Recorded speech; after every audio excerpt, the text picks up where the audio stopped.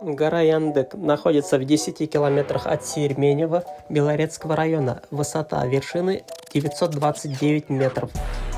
С вершины открывается вид на Крака, Арвакрязь, также Ямантау. Машины мы оставили в хуторе Яндык и оттуда пошли пешком. До вершины добрались за 1,5 часа. В хуторе Яндык есть база отдыха, где организовываются конные прогулки, катание на вездеходах и снегоходах.